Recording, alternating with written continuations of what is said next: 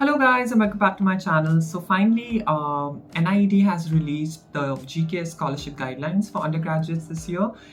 You can check it on the Study in Korea website, but in this video we'll be talking all about the documents that you need to get apostille and submit as part of your application.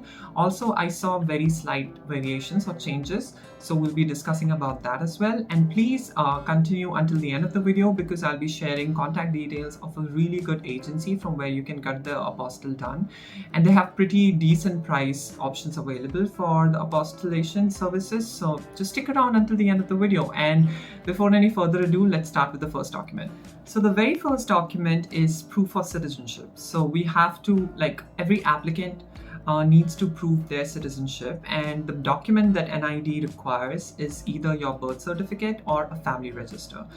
Now, the motive of either of these documents is to prove your citizenship as well as your parents' citizenship, and to prove the relationship between you and your parent. Now, if I talk about India in general, I don't know about the concept of family register because I've not seen it.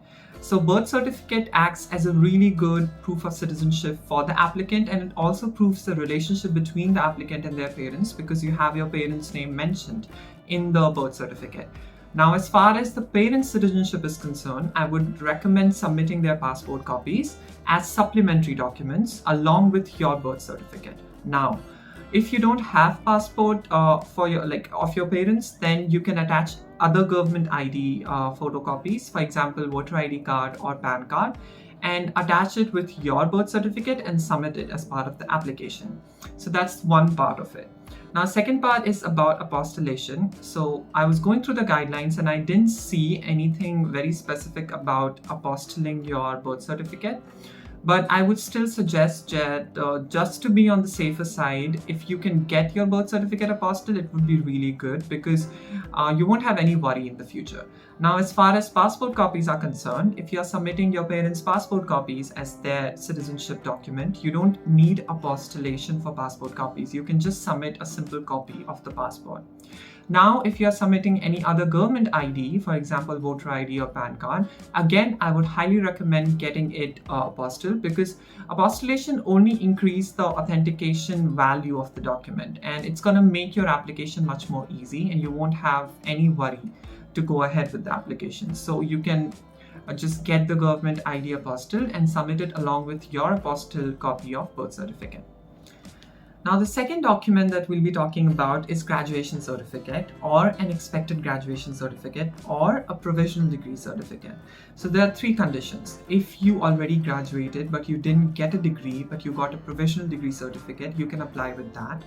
If you graduated and you got your graduation degree from high school, you can apply with that. Or if you have not yet graduated, you need to get an expected graduation certificate from your school or university, and you need to submit that as part of the application. Now, there are a few things that you need to keep in mind over here. First is that if you're submitting an expected graduation certificate and it's not easy to get the expected graduation certificate apostilled, then in that case, you need to get a certificate of enrollment from your school, which will show that you are enrolled at that particular school. And you need to get that certificate of enrollment apostilled, and you need to submit it with a notarized copy of your expected graduation certificate. So I'll repeat again.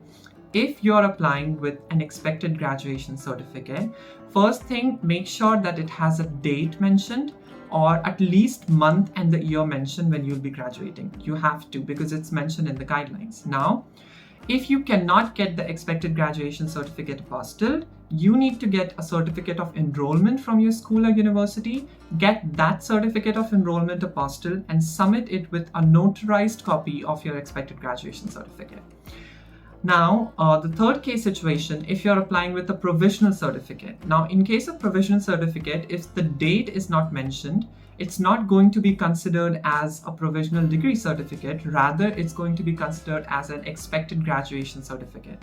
So in that case, the applicants who are applying with the provisional degree certificate that doesn't have a date specified will have to follow the same guidelines of an expected graduation certificate applicant, which I already mentioned before. So you have to follow the same path of submitting an enrollment certificate along with a notarized copy of your provisional certificate. So yeah, so make sure that you follow all these guidelines. And if you're applying with an expected graduation certificate or a provisional degree certificate, you must submit a graduation, like your final graduation certificate, by December 31st, 2024, after getting selected from the first round. And it's all. The third document is again one of the most important document, is a transcript or a consolidated mark sheet. As the name suggests, it consists of all of your high school grades in one place, and it's pretty easy for them to evaluate. That's why they ask for a transcript. Now, if you don't get a transcript from your school and there is no way of getting it, either ask for a consolidated mark sheet or you have to submit all individual mark sheets, whichever works for you. But you have to get them apostilled before submission, because this is also a very important required document which needs to be apostilled before submission. That is first thing. Second thing, when you're submitting your transcript or the mark sheets, the grades have to be on one of the scales which are approved by NIED. So if you go through the guidelines, there are certain scales which are mentioned, like on a scale of 100 or 4, 4.5, 5, 5.3. So these are the different scales. So your grades should be on one of these scales. If your grade is on, for example, a scale of 10 or any other grade which is not specified in the guidelines, then you need to get a converted mark sheet from your high school or university. And the converted mark sheet will be submitted along with your apostille of original transcript or mark sheet.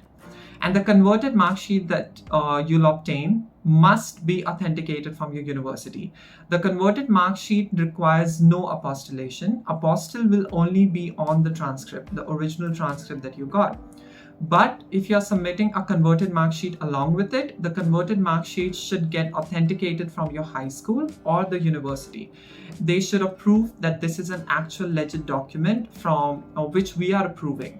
The authority at your school is approving. So make sure of that and submit accordingly. So if it's on one of the, also one of the biggest questions that a lot of people have about apostille is that, what if I get my original document apostille and I submit it, and then because I won't be getting the document back again, right?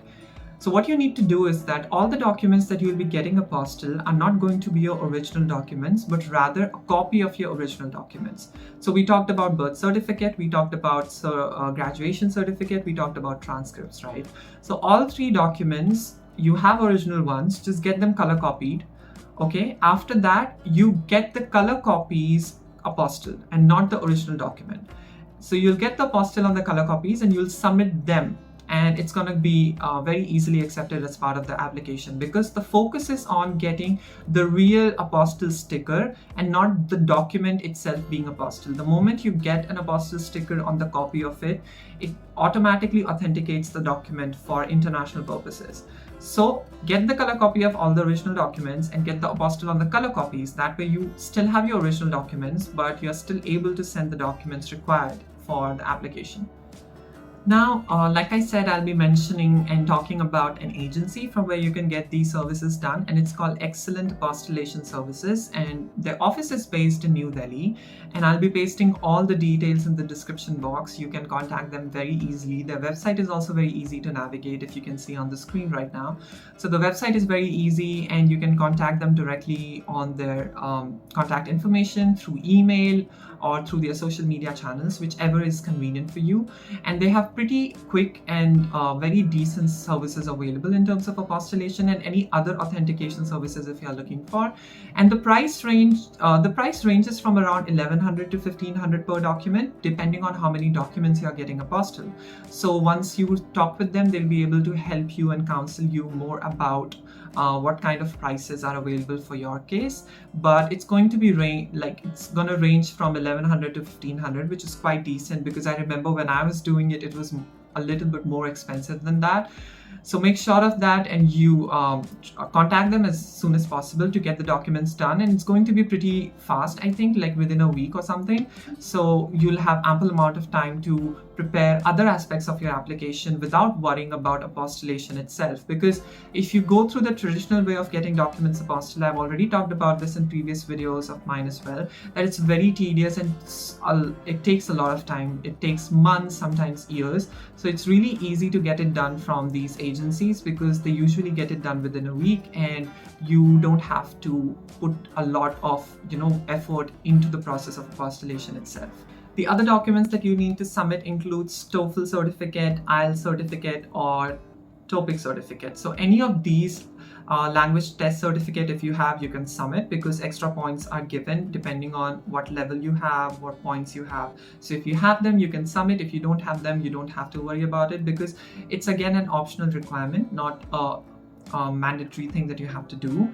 Then you also have copy of awards and certificates. So all the awards, extracurricular activities, or any other thing that you have done, you can submit copies of that. So you'll have certificates, so you can just take a copy of that certificate and attach it. No need to get it apostilled or notarized. No need of that. Just a copy would suffice. Then you have your passport copy. Like I said, no need to get it apostilled. Passport copies require no apostillation. You can just attach a copy of it. And yeah, one last thing that you need to remember is that all the documents have to be in English or Korean. So if any of your document is not in English, like if a document is in both English and a regional language, it's completely okay. As long as there's English there's no problem if there's Marathi or Bengali or any other language involved in the document. As long as there is English, it's completely okay. But if the document is not in English or any other language, you need to get it translated into English. So contact, there are a lot of translation services, agencies, or I think there are a lot of other people too whom you can contact very easily about translation.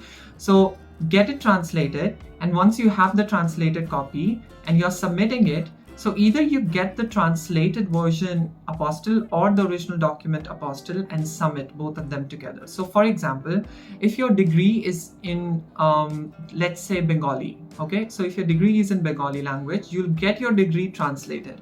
Now you'll submit both of the documents, but you'll either get your original degree apostille or the translated copy apostille. You don't have to get both of them apostille. Just get one of them apostille, and the other one you have to, because it will be an authenticated document. So the other one you can get notarized and you can submit it together. Yeah, so that was it about all the documents that you'll be needing in terms of apostillation. So if you have any questions, drop them in the comment box below and I'll reply as soon as I can. And yeah, that was it for this video. If you like this video, give it a big fat thumbs up. If you have not subscribed to the channel, do subscribe. Until I see you again, bye-bye.